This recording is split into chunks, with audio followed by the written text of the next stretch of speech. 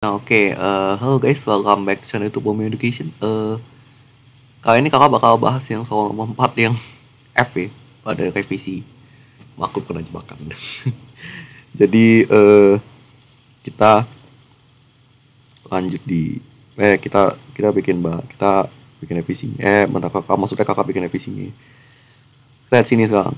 100 ml lautan dari wadah A campurkan dengan 100 ml lautan dari wadah B menghasilkan larutan D. Diketahui KFAS sama 1,86 derajat Celcius per mol, titik beku larutan D adalah.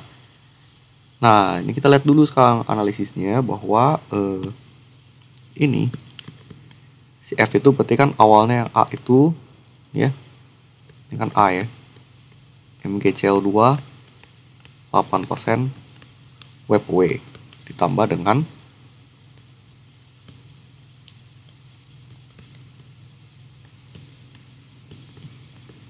B-nya itu adalah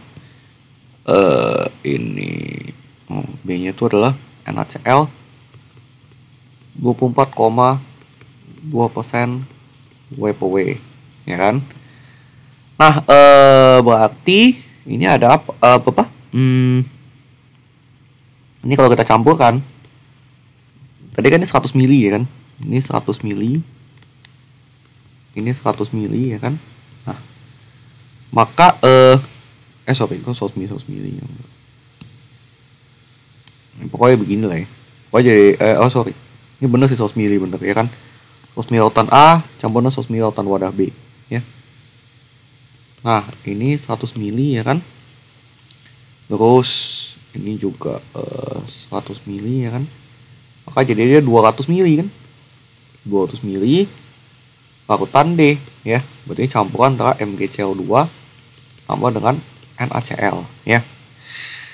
Nah, ini 8% WPW gitu ya. Yang kita anggap bahwa ini dia tidak ada data untuk masa jenis larutan masing-masing gitu ya. Berarti kita anggap saja bahwa untuk masing-masing ini rho A sama dengan rho B itu sama dengan rho air ya. Karena kan kita data yang dipakai cuma ini doang. Yang ada data masa jenis itu cuma yang masa jenis pada wadah C dan masa jenis toluena ya kan. Yang air nggak ada ceritanya. Yang A sama B nggak ada. Jadi kita anggap dia rho-nya sama aja kayak rho air. Oke, kita bisa asumsikan bahwa ini ada berarti anggap misalkan ini ada berapa berarti masa larutannya A berarti dia 100 gram gitu ya. Dan ini masa larutan B kan 100 gram gitu ya. Nah, ini kan gampang kan, kalau misalnya sama-sama 100 gram kan berarti karena ini persennya WPW ya kan, maka kita bisa anggap bahwa MgCl2 nya berarti 8 gram dan MH2O nya adalah berarti 92 gram. Sementara yang ini kita bisa anggap bahwa NaCl nya adalah 24,2 gram dan MH2O nya berarti adalah kita hitung aja 100 kurang 24,2, hasilnya jadi 75,8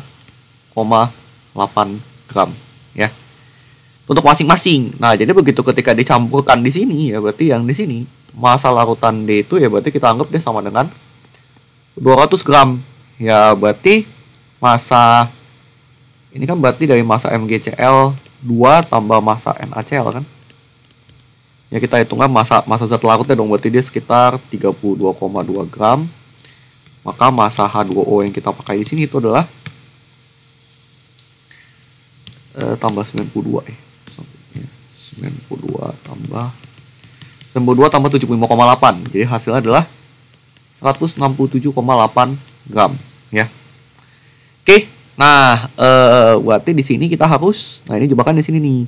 Jadi kita kan sebenarnya kita tahu bahwa dia tanya apa? Titik beku kan? Titik beku ya. Titik beku tuh berarti kita pakai rumusnya karena lautan delta TF sama dengan KF kali M kali I.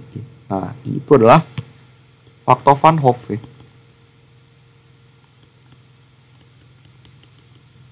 Dimana ini berlaku untuk yang apa? Untuk yang lautan elektrolit ya. Nah, elektrolit itu berarti termasuk garam, asam, dan basa gitu ya. Nah, ini kan garam kan, berarti kan masuk lautan elektrolit.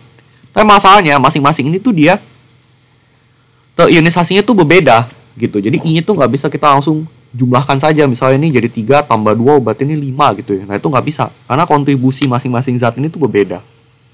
Jadi kita harus hitung per masing-masing, ya. Jadi kita harus hitung per masing-masing. Jadi dari yang A ya,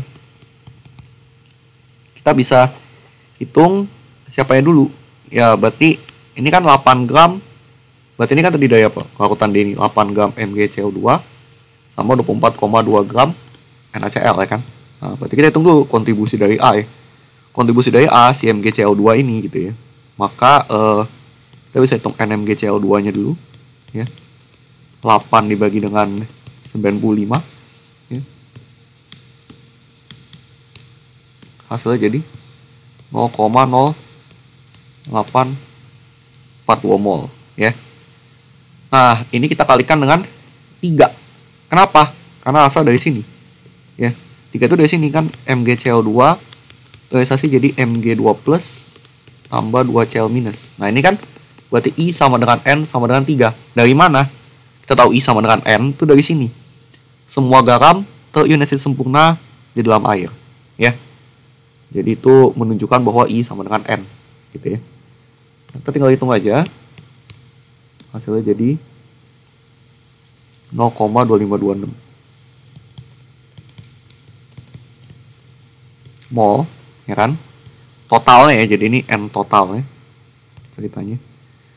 Nah, baru kemudian kita tahu molalitasnya. Molalitasnya berarti molalitas dari MgCO2-nya yang dalam larutan baru tersebut, ya dari D, itu berarti adalah 0,2526, ya kan? Mol, ya kan? Dibagi dengan massa pelarutnya. Nah, ini kemarin kakak salah, kakak bilangnya 200 gram, harusnya ini massa H2O-nya kan massa pelarutnya dong. Berarti 167,8 dikali 10 pangkat minus 3, karena kan kilogram ya. Kita itu kan tadi dari gram. Nah, jadi kalau misalnya kita hitung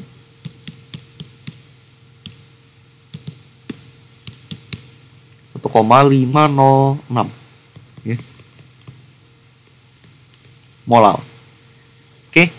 Nah, itu MgCO2-nya ya. Nah, sekarang yang B-nya.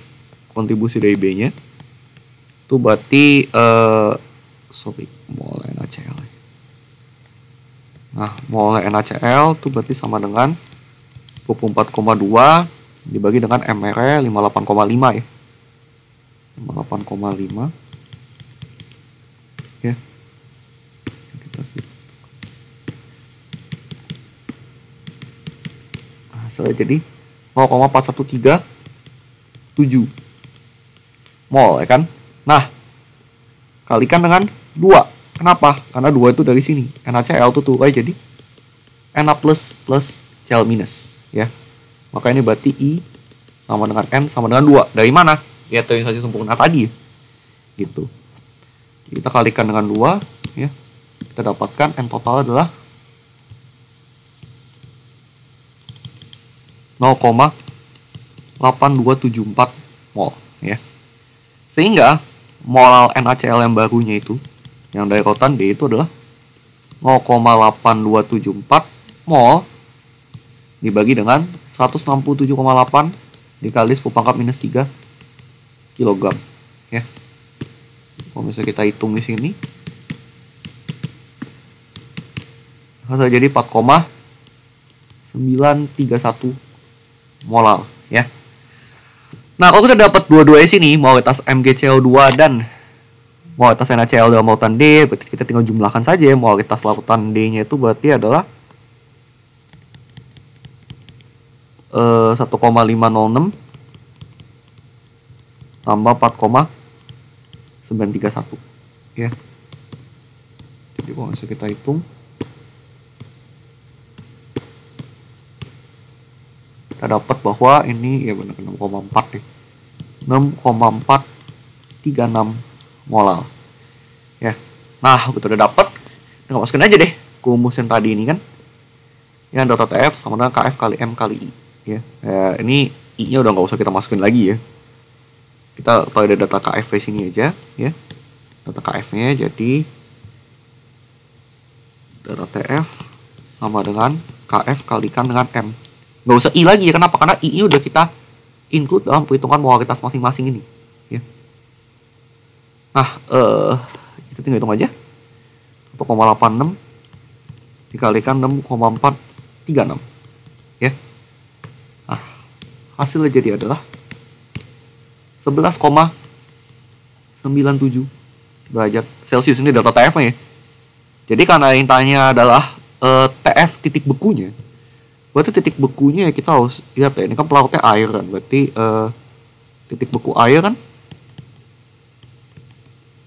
itu sama dengan 0 derajat Celcius. Jadi kalau tanya TF akhir ya, TF larutannya berarti itu adalah 0 dikurangi dengan 11,97. Jadi minus 11,97 derajat Celcius ya. Tahu dari mana jadi minus Kak? Karena kan ya kalian harus ingat ya, penurunan titik beku. Jadi pasti titik bekunya bakal lebih pasti bakal lebih kecil. Ya.